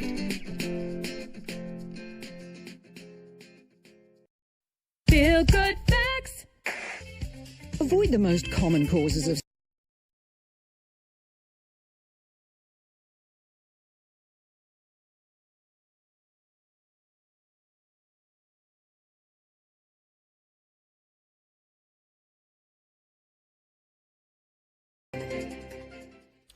Welcome back to our final segment of the GIS Year in Review, 2020 in Review. And we've left the best for last, agriculture. And joining us for the discussion on the sector are two active persons in the industry. We have Ms. Teresa Marichaux. She's the manager of Gren Crop, and she is, I must tell you, an active farmer. Served many years in the extension division of the Ministry of Agriculture. In fact, she's attained, was awarded an MBE for her work in the sector. So welcome, Ms. Marichaux. And to my left, we have Mr. Elvin Young. He's the manager, Elvis Young. He's the manager of the MNIB, Market International Import Board. So let me welcome you both to the final segment of the sector. Ms. Marichaux, let me start with you, of course. You're an activist in the sector. It's your life. You lived your whole life in agriculture and as extensionist. Now you've retired. Some kind of retirement in that you're still full-time in the sector, and leading Gren Crop, which I know is an organization, is a business that is organized to provide marketing support to farmers around the island, bridging a very important sector. When we talk about the marriage of agriculture and tourism, we know that is your forte. This is where you focus and this is where you work. But notwithstanding this, 2020, as you look at it, when we look at how it started with the COVID-19, what for you was, how did you see it? What's your take on it? What happened to the sector in 2020? Well, good night, Mr. Campbell, and good night to the listening public. Nice to be here. What I should start out with is saying that COVID was a challenging year for everybody, not only in agriculture, but at least Gren Crop as a whole, seeing that we had just started our marketing venture.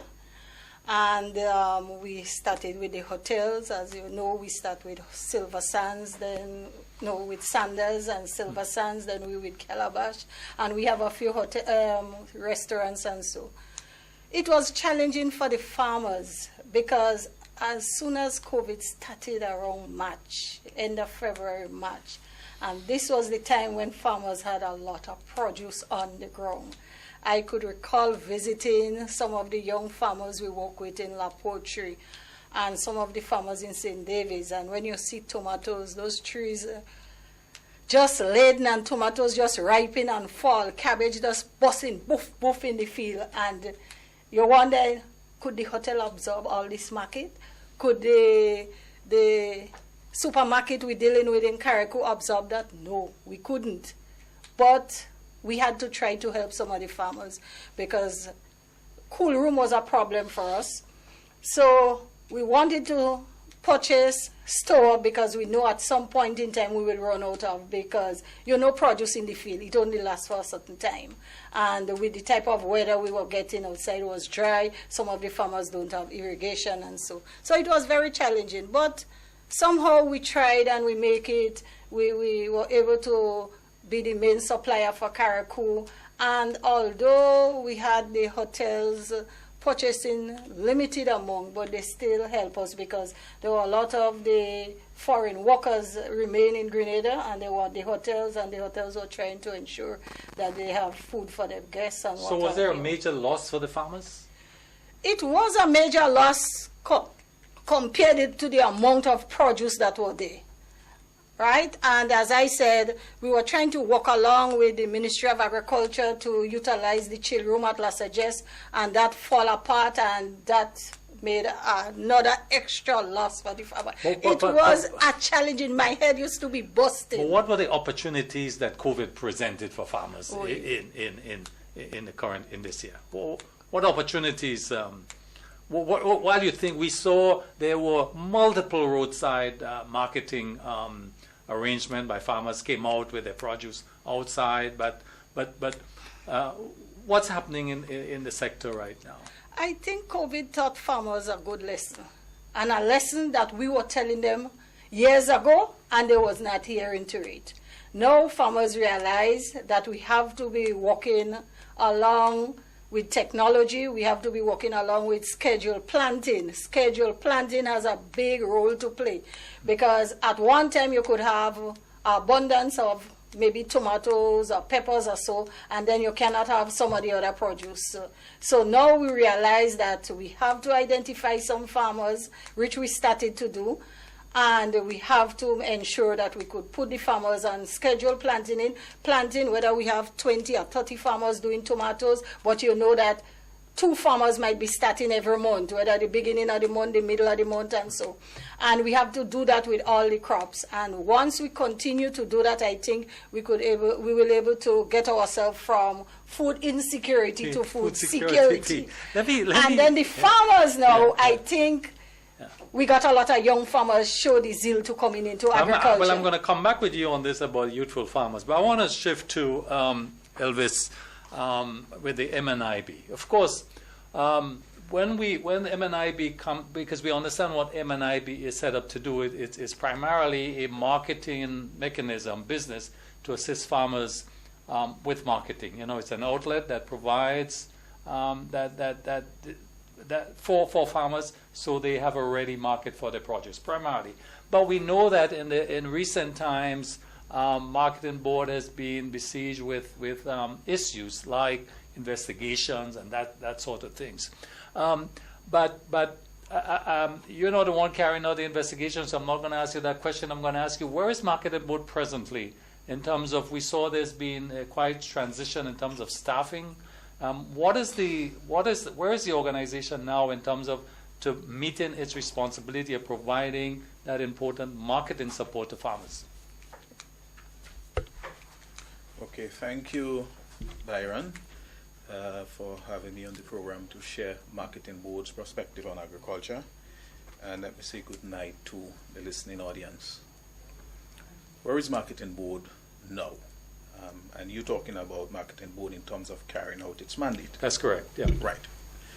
Now, what Marketing Board does, we are placed strategically between the farmers and the market.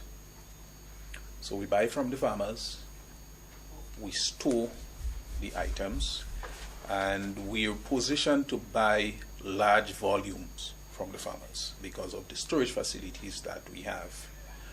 We find market for the produce that we buy from the farmers, and we distribute the produce to the market. We have been doing that throughout the years, and we continue to do just that. COVID-19, of course, have posed some challenges for us.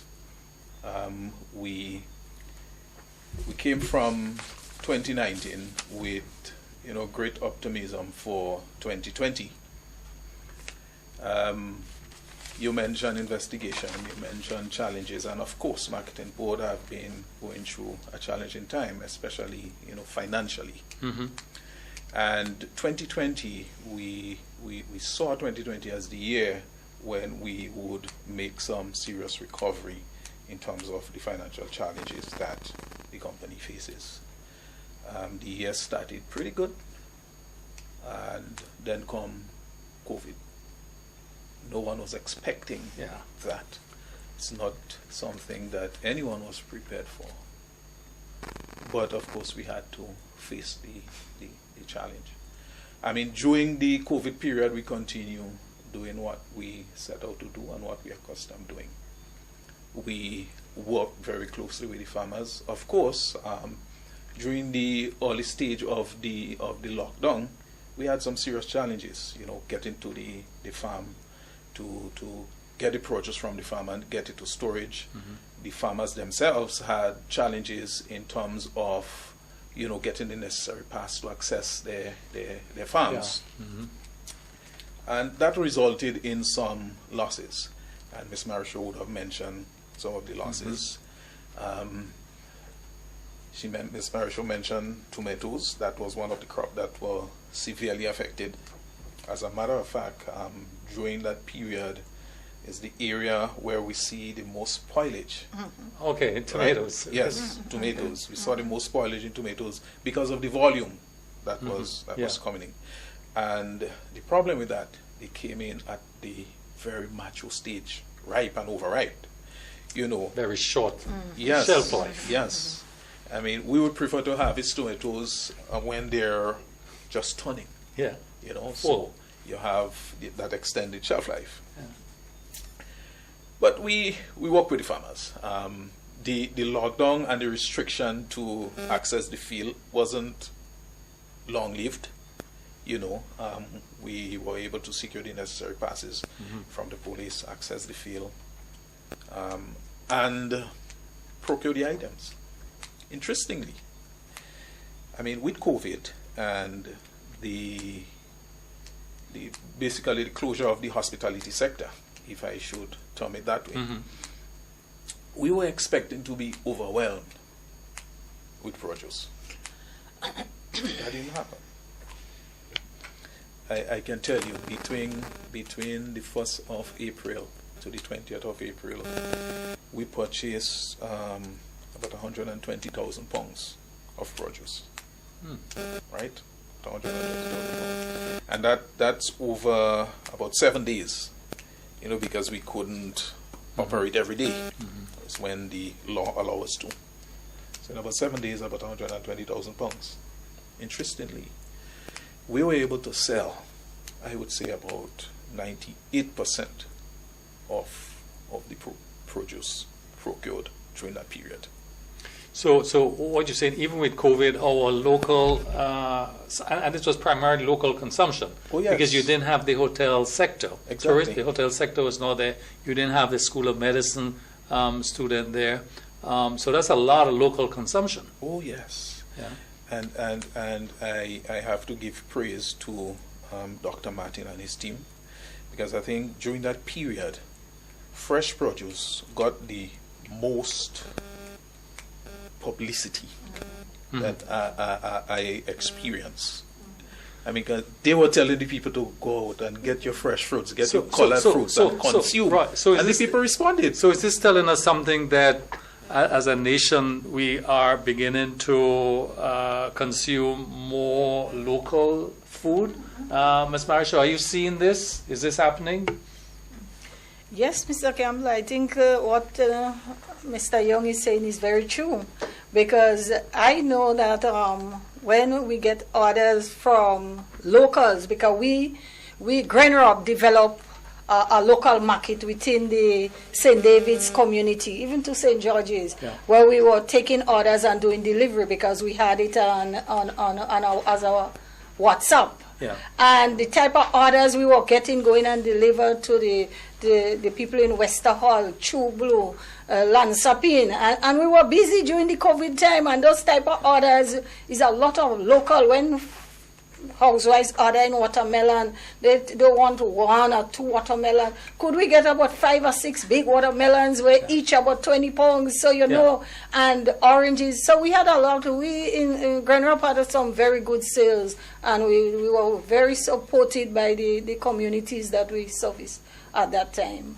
So this is quite a positive outcome of COVID. In other words, is this temporary? Is this just a phase thing, or are we likely to see continuation in this in consumer local? I think so. What I should say is that I think what agriculture need now is a little more promotion, getting people to utilize more local things. Yes, COVID caused it, but I think we need to continue that promotion on eat what you grow. Let us utilize our local produce, because our local produce are much cheaper than the imported produce, you know. Sometimes you hear people say, oh, the imported produce are cheaper. No, I just go through the system, buying some things for the hotels, buying from, and our local produce is better. You were commenting just now about the youth in agriculture. The backdrop to this is that we have an aging farmer. I think the average age is 55, thereabout. But you made a comment that you've observed that during the COVID time that you've observed more young people going into agriculture. Tell us a little more about that observation. What exactly are you seeing? Yes, what I have seen, and with the team that I work along with, we have seen a lot of young farmers now getting into agriculture, both male and female, right? No gender bias, both male and female.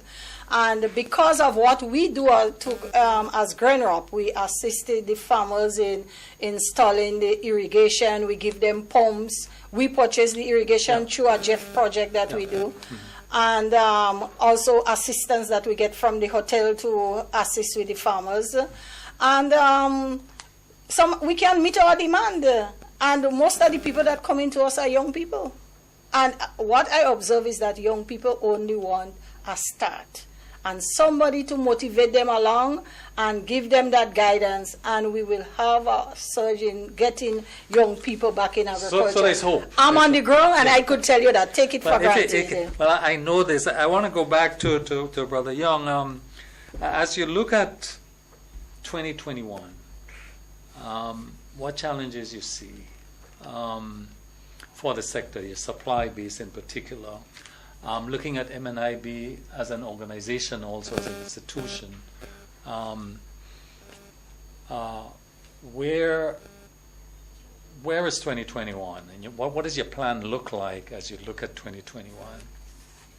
Okay, let me start with some of our plans first, and then the challenges. Yeah.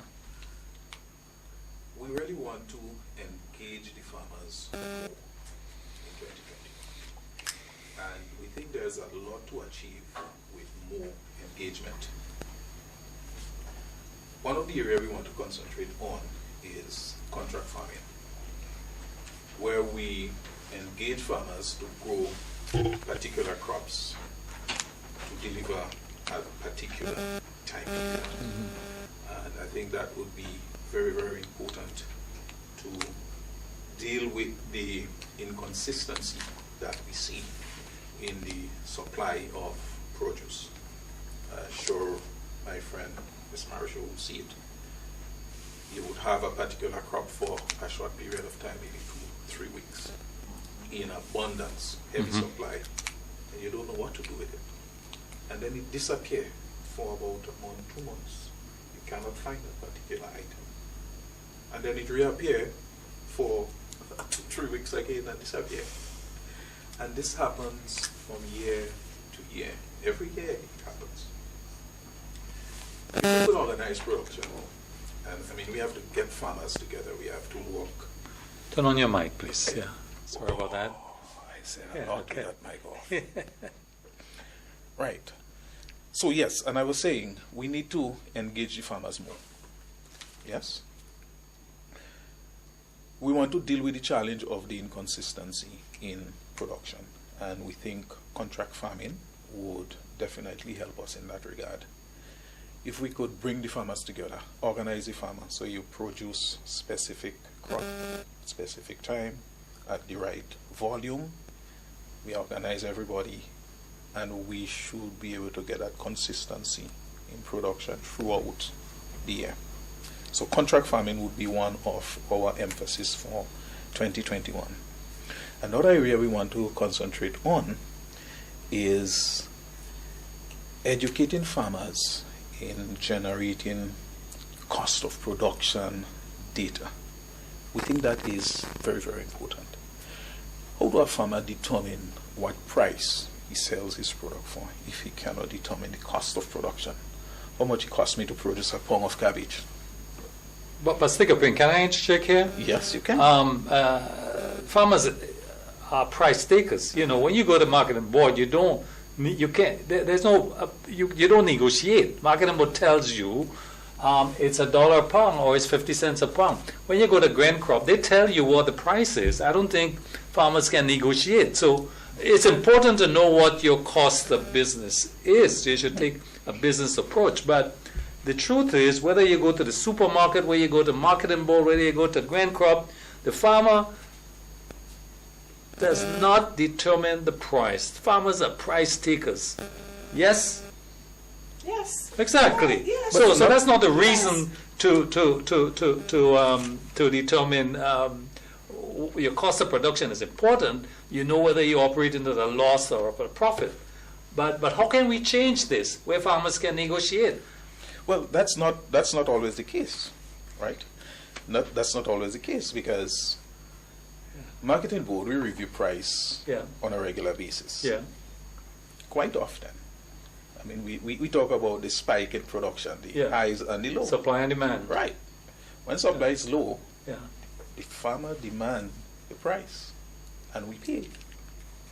So let me tell you, right now, we paying $4 for tomatoes. Oh. Right? Yeah. That's what the farmers is asking for. Yeah. Normally, tomatoes price would be around $2.50, $2.75. In its peak, yes. Yes. Yeah.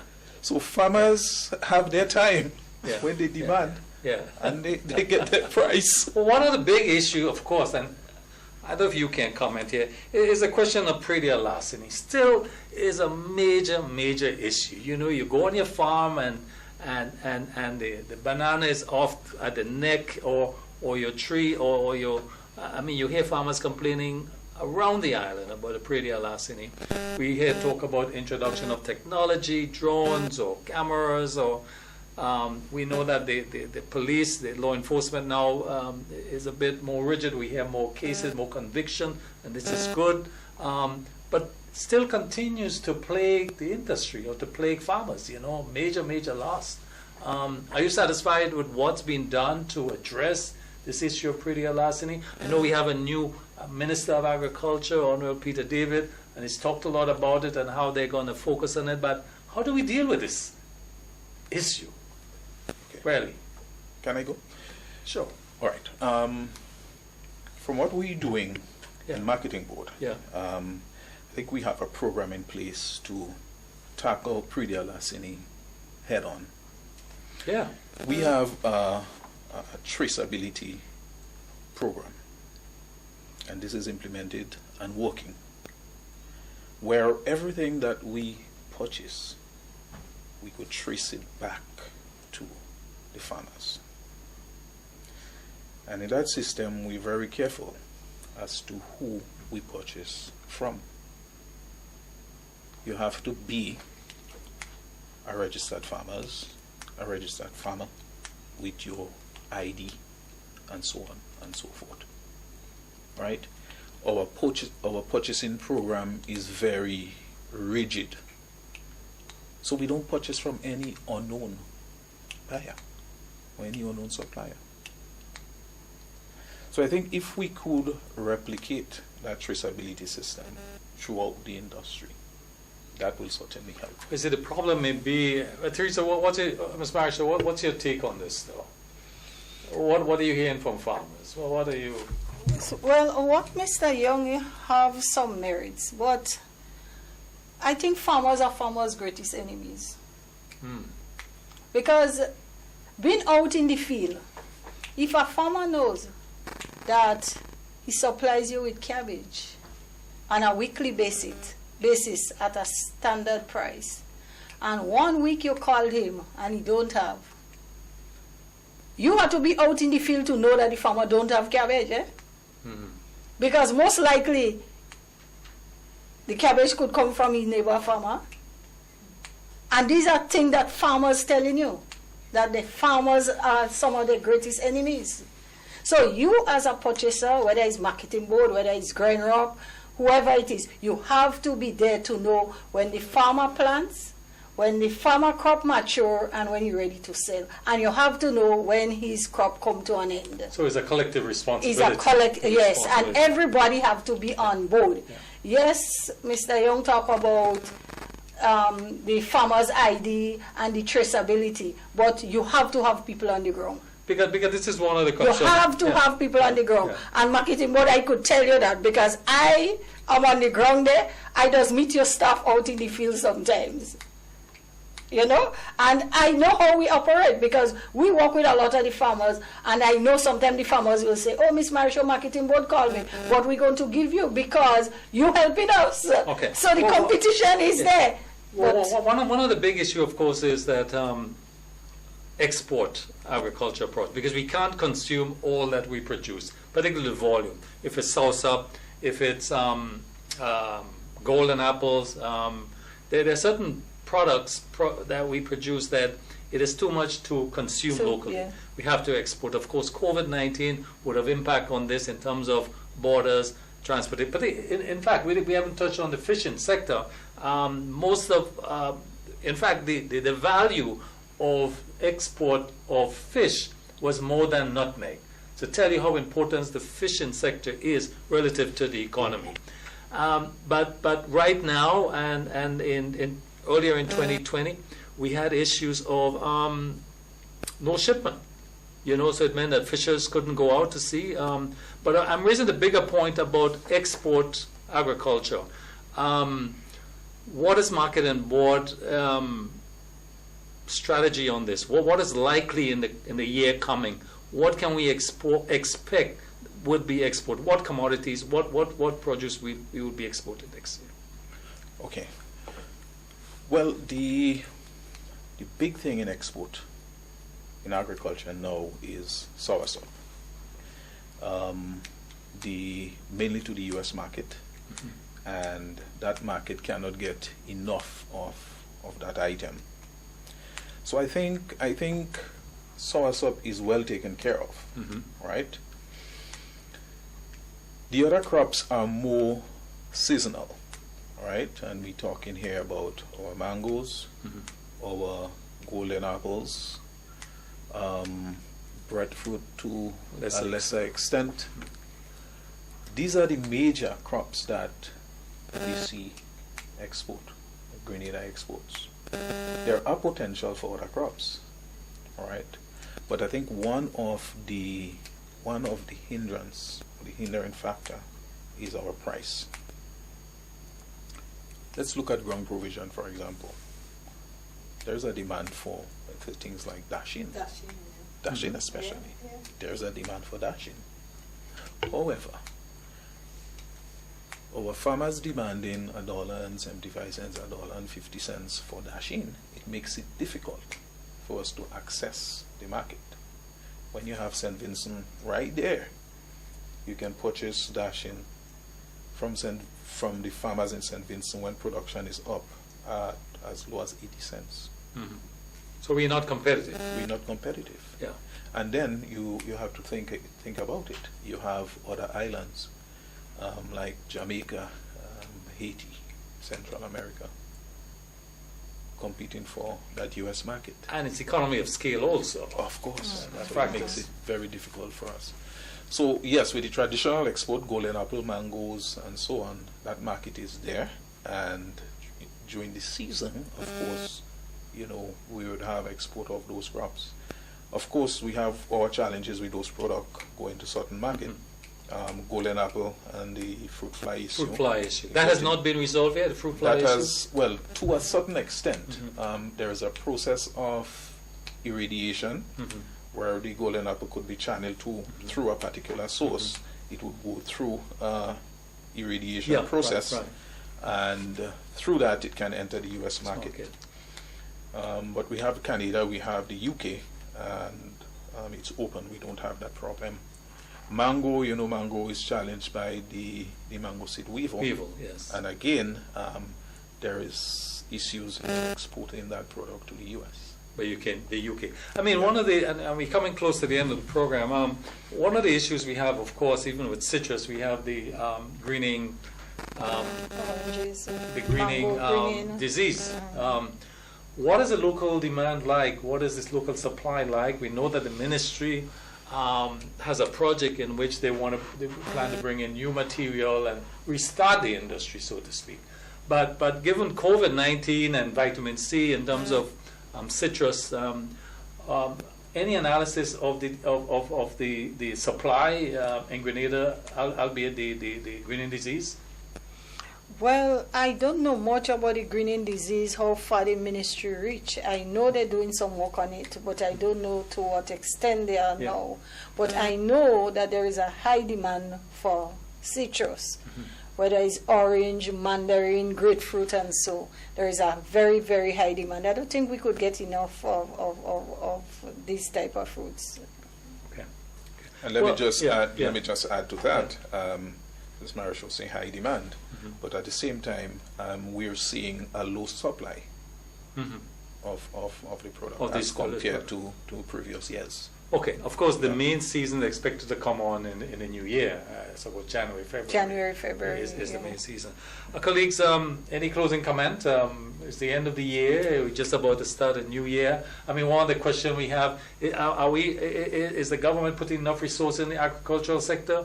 Is tourism getting the advantage over agriculture? Are we more focused now on agriculture given the COVID experience? What's your final take on this as we move into 2021? Start with you. Well, given the response coming from the COVID experience, I think the government is getting a lot more serious about agriculture and all the emphasis that has been placed on agriculture. Backyard farming, I mean, it's something that is pretty new. A lot of emphasis is placed there. There is this COVID mitigation plan that